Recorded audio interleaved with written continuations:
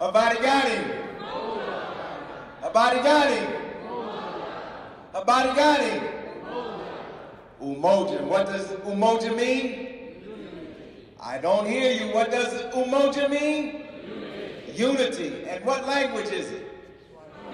Swahili. Kiswahili, which is an African language spoken in Eastern and Southern Africa. I'm very glad to be here this evening. Let us give all the people that helped to put this together, give them a big hand. Everybody, every person. I can't name all the people. I'll be here all night. But I think they deserve a round of applause. And I'm so glad to see that the city of Paterson is celebrating Kwanzaa every night of the week. That's a major accomplishment.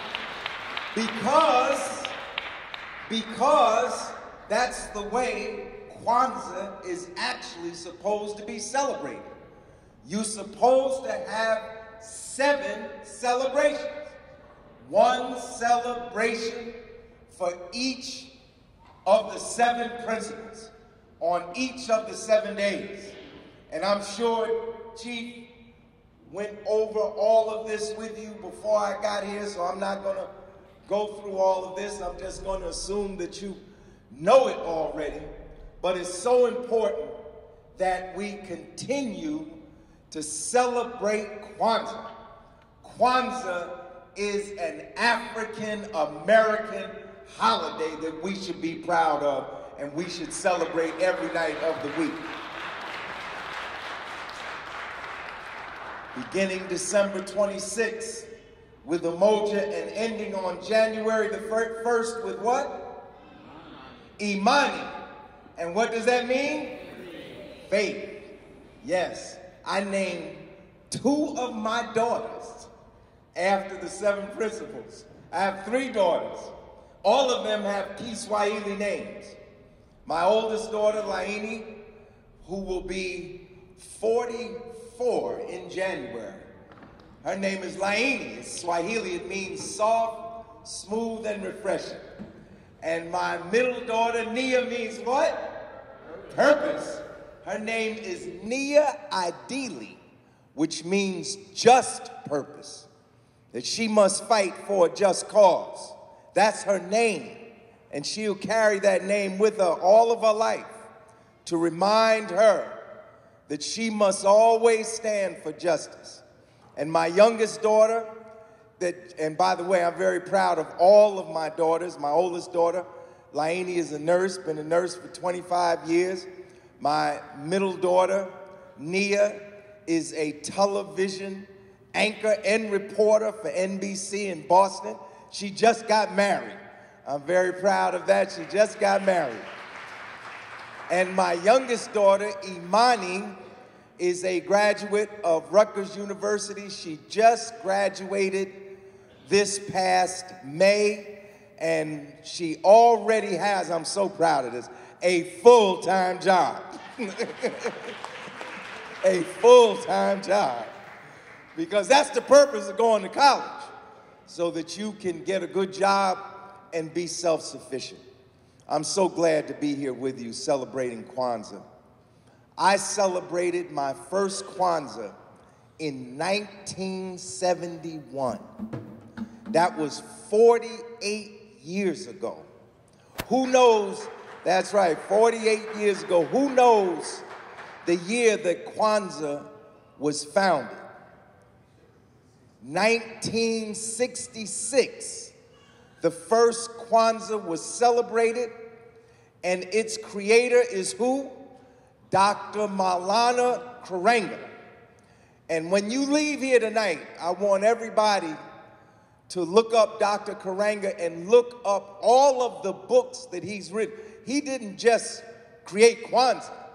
Kwanzaa is a holiday that comes out of an entire doctrine that he wrote in the 1960s called Kawaida.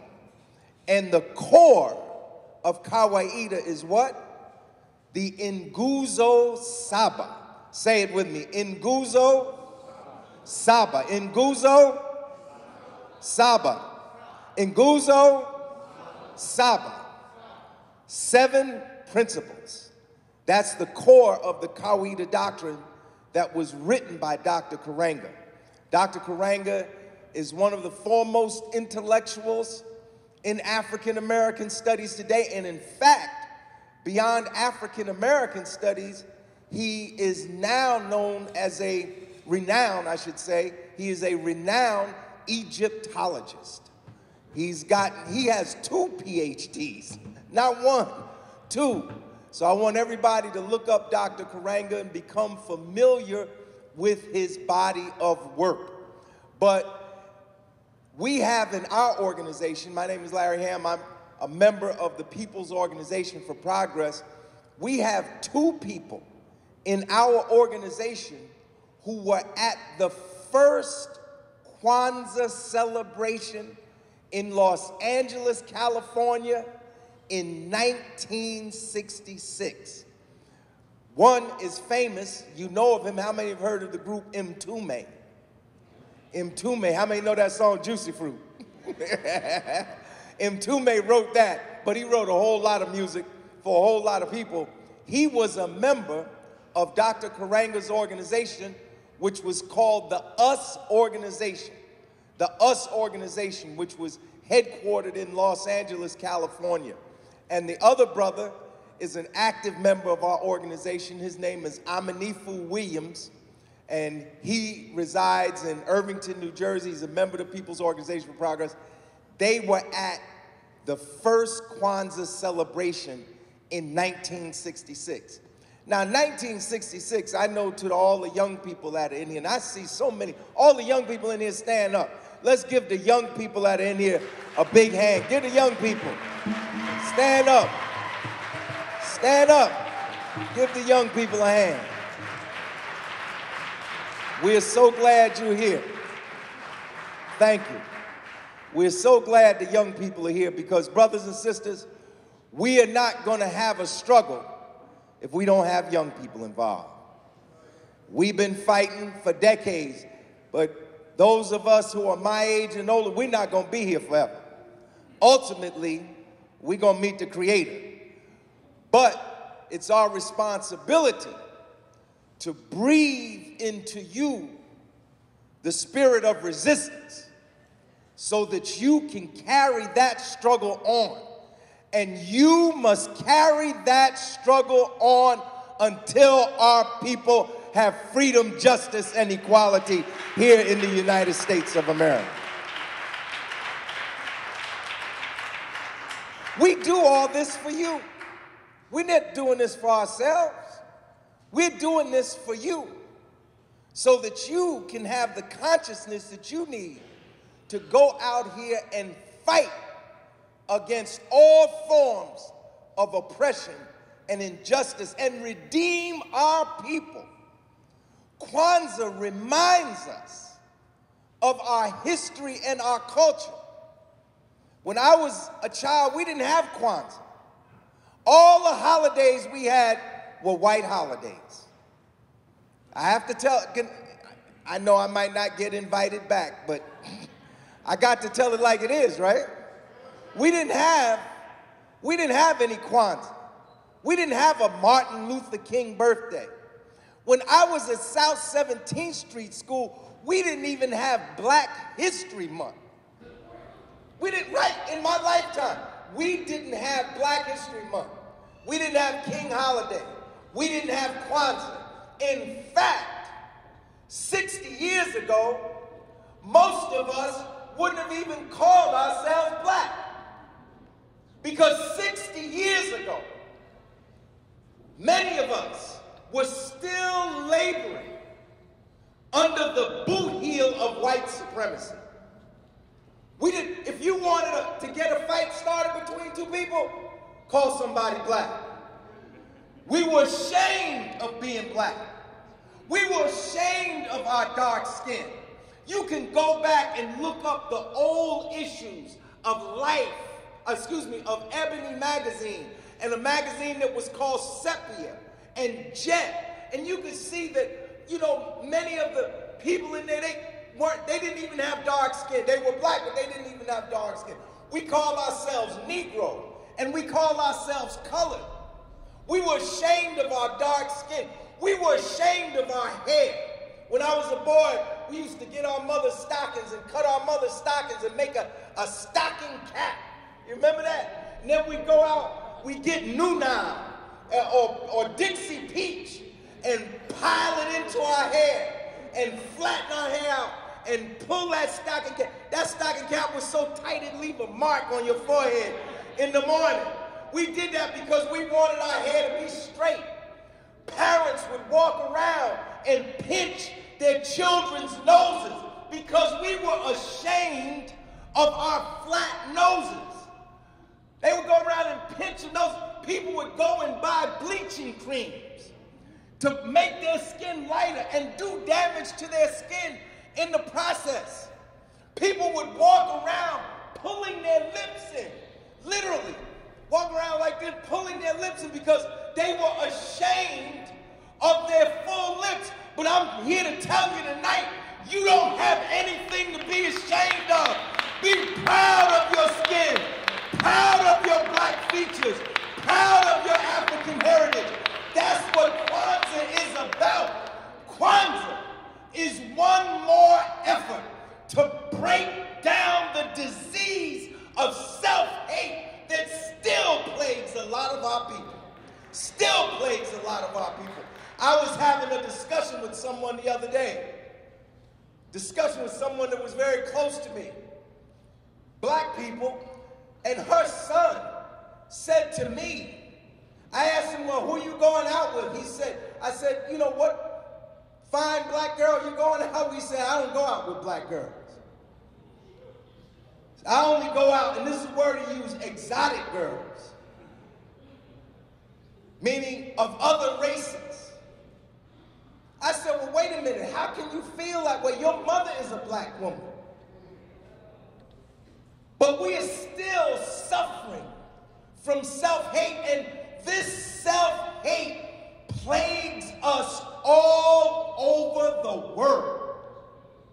Not just here in the United States. On the African continent right now, they just had to pass a law in Uganda outlawing bleaching creams. Because in Africa itself, the people are buying these bleaching creams to lighten their skin. All over the world, this is a problem. And as long as black people suffer from self-hate, we, those of us who are conscious, those of us who understand our history and culture, must speak out and let our people know that they should be proud of themselves, proud of their history, and proud of their culture. That's why we're doing all of this. That's why we have this ceremony. That's why we have 7 principles. That's why I'm here tonight in an African dashiki. That's why we're here struggling for black studies. I hate to say it, but even in this school, several years ago, someone texted me a picture of a bulletin board for Black History Month in this school. And I'm not saying this to cast aspersions on anybody because I know they have straightened it out since then. But this is supposed to be a Black History bulletin board, and that bulletin board was filled with pictures of gorillas, chimpanzees, and orangutans. In this school, in the 20th century, in the 21st century, people still look down on us and try to make us think that we are less than human. This is why we must fight white supremacy wherever we find it.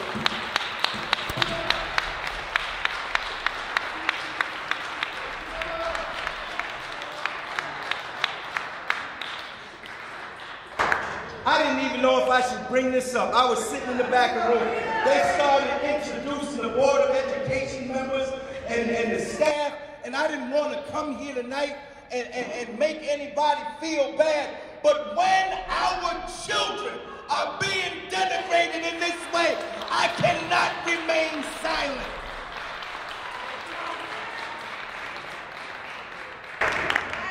You take Black Studies courses for granted. I can tell you there was a time in this country when not one school in New Jersey offered a certified Black history course.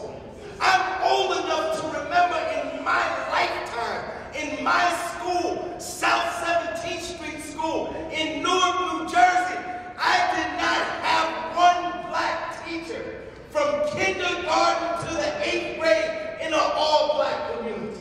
See, you take these things for granted. But I tell you, I stand here tonight because as a high school student, I led my first walkout, an act of civil disobedience to demand that Black Studies be in every school in North New Jersey. That's how I got started.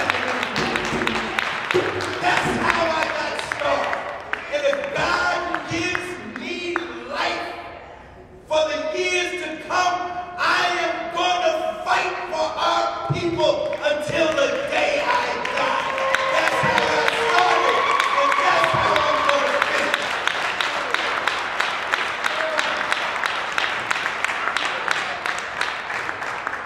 Why do we have Kwanzaa?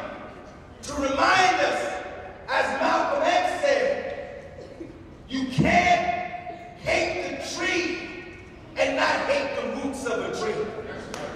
You can't hate Africa without ending up hating yourself. Those are the words of Malcolm X.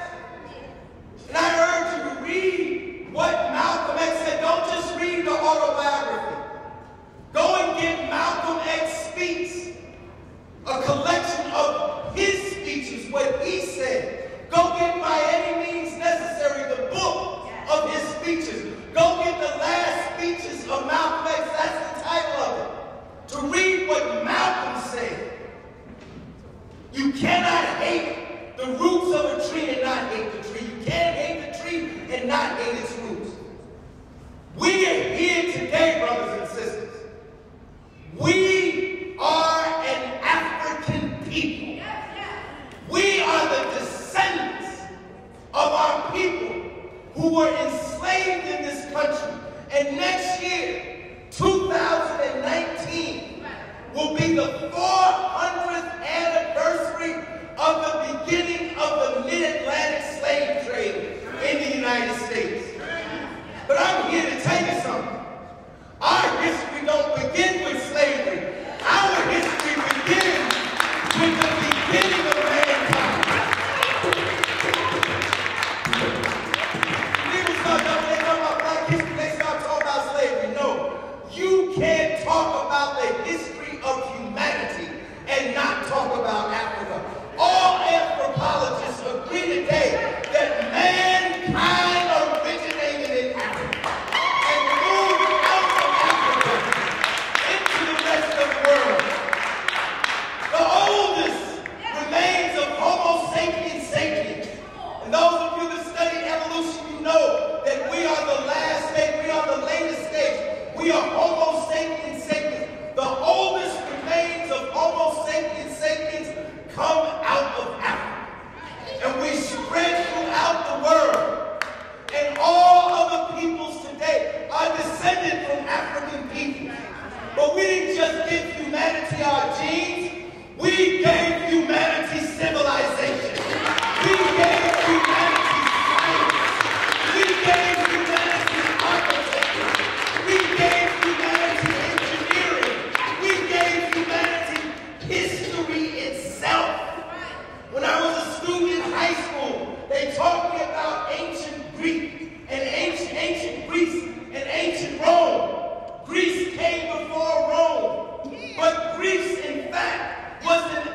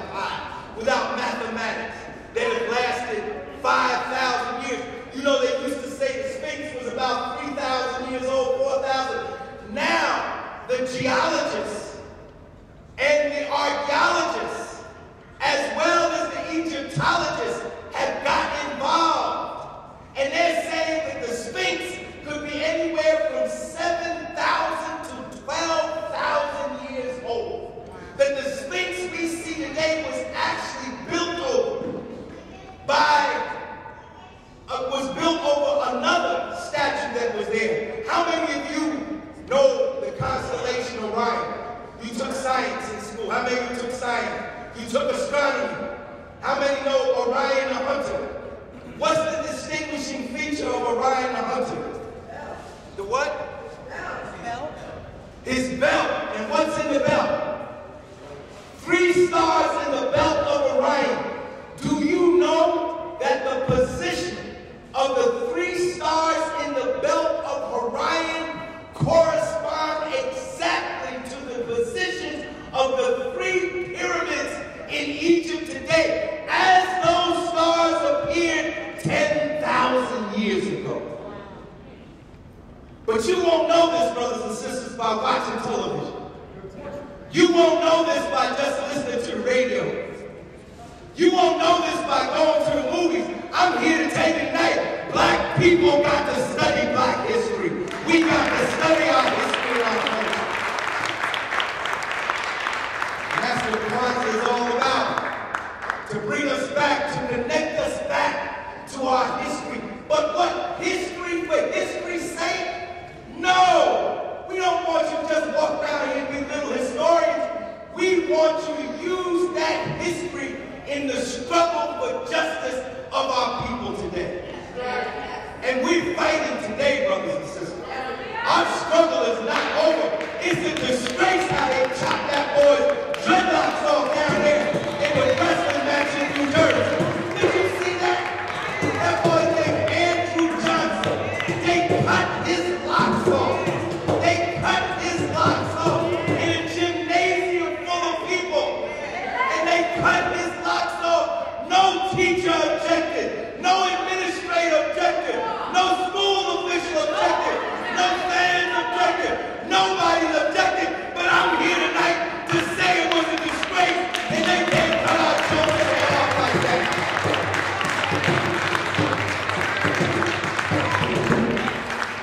All over this state, why do we need unity? Why do we need to talk about unity? Why? Because unity is the binding together of a people. Unity speaks not just to a physical state, but to a psychological state. We need unity, so if I say black people need to meet and protest about how they cut Andrew Johnson's locks off, but look, if you don't think you're black, you won't respond to the call. And it's a shame because a lot of us are walking around in the 21st century, still not identified. I know how you are. You black once a year for Kwanzaa. Kwanzaa got to be all year round, not just every day.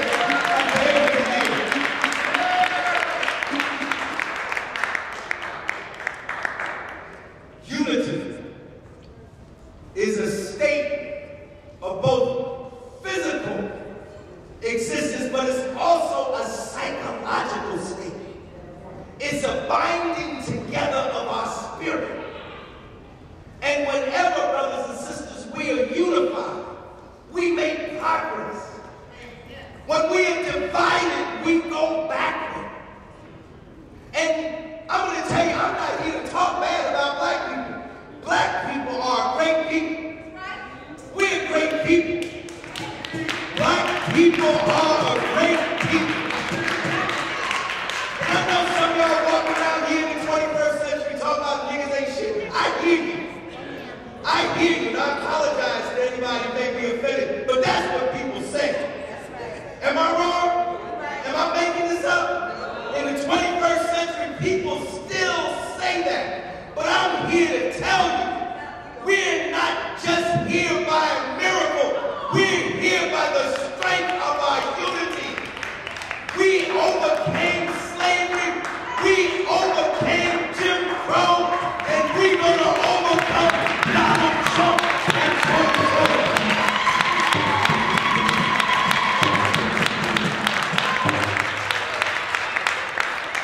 We're great people. Other peoples would have perished.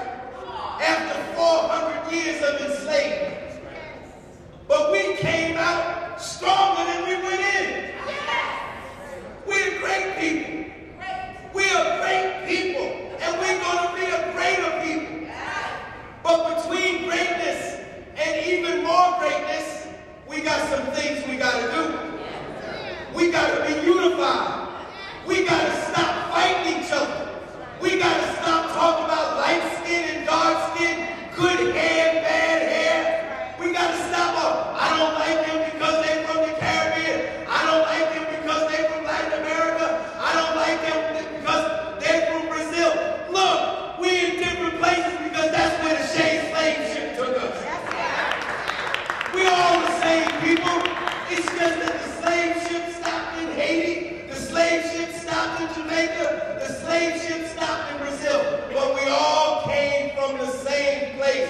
We're the same people, and we need to put down all these stupid, artificial barriers that divide us from one another. Because if we unite, I'm telling you, if we unite as a people, nothing will stop us from making the progress that we want to make. We're great people. And because I'm here tonight, talking about Kwanzaa and being proud of our blackness, that does not say we can't work with and interact with and be together with other people. Of course, we're part of the human family.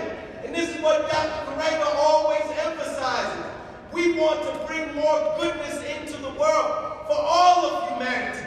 But what we also want is for them to take their feet off our necks. That's what we want. We want them to stop shooting our people down like dogs in the street and then not sending those who killed them to jail. Look at that young Army officer, Bradford, down there in Birmingham that they killed. They killed a security guard up there in Chicago. He was up there saving people.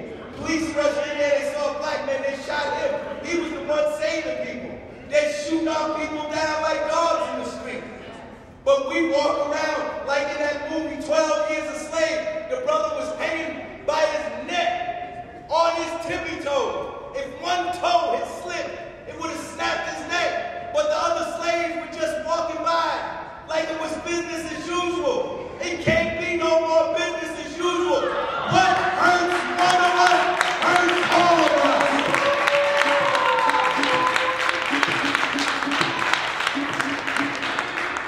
We want to work with everybody.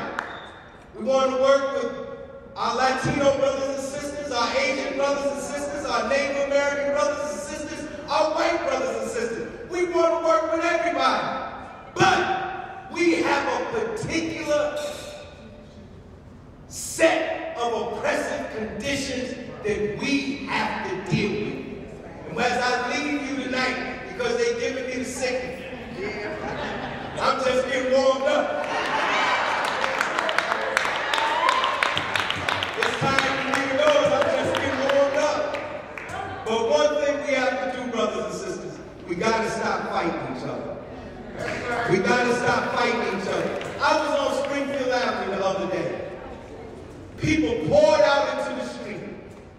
Why was the people pouring out into the street? There was a school on the corner. It was Florence Avenue and Springfield Avenue. People poured out in the street. Cars couldn't get by. I got out to look at what was going on. 2 students were fighting. And there's a crowd of people. And adults were in the crowd. But were the adults trying to break the crowd up, break the fight up? No, the adults was out there telling the students to fight each other. We got to stop fighting each other.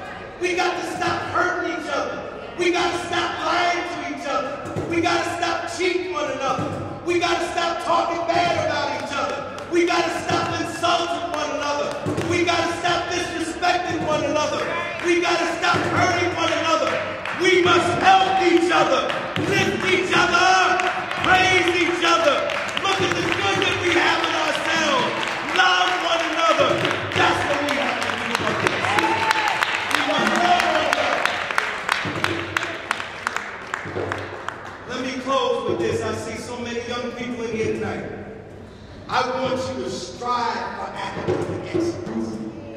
There was a time in this country when it was against the law to teach a black person how to read and write. Black people that knew how to read and write would be killed. White people that helped black people learn to read and write would be put in jail. It was against the law for us to have learning, to have education, to have skill. That was the law. It wasn't a custom. It was the law. And we fought a civil war. Thousands of black men died in that civil war. And one of the outcomes of that civil war was what? The Reconstruction government. The Reconstruction government's made up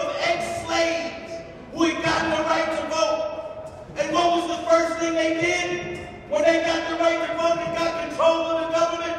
They established free public schools. You take this for granted? This had to be fought for.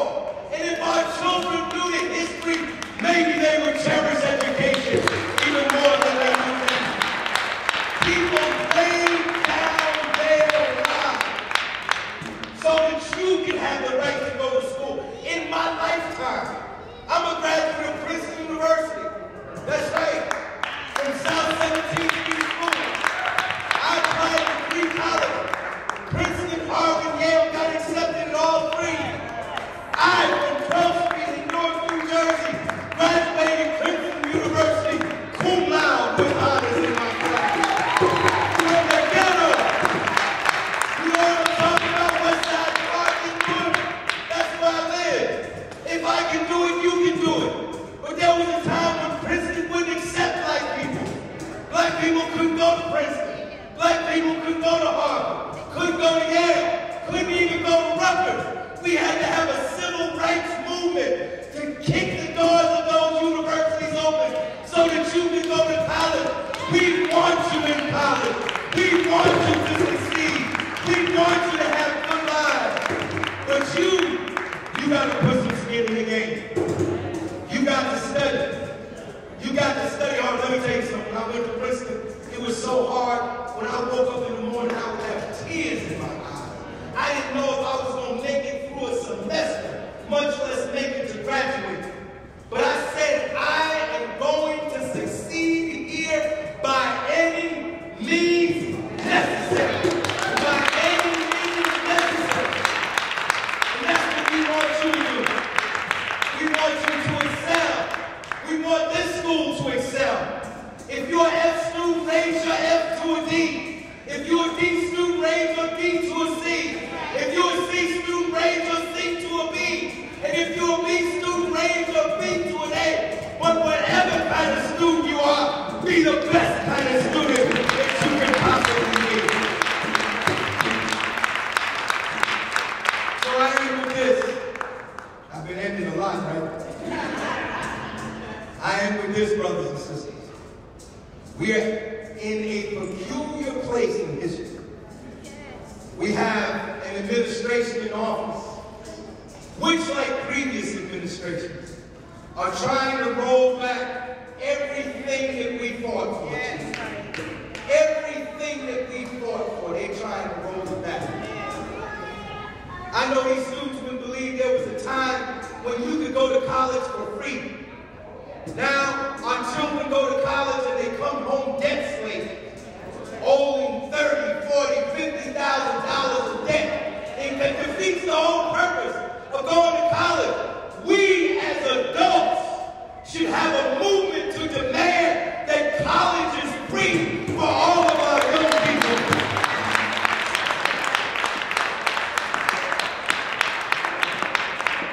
We should demand reparations. Reparations for the descendants of those that were enslaved in this country. They gave reparations to the Japanese. They gave reparations to Jewish Americans who were oppressed in Europe in labor concentration camps. They gave reparations to other people. We demand reparations for African Americans in the United States of America.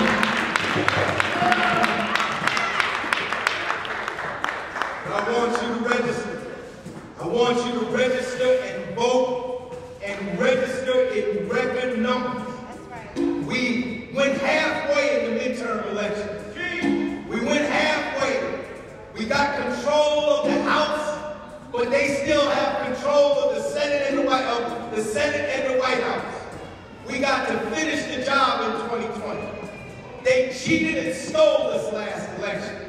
But if we register in the numbers, register and vote the way we registered and voted for Obama in 2008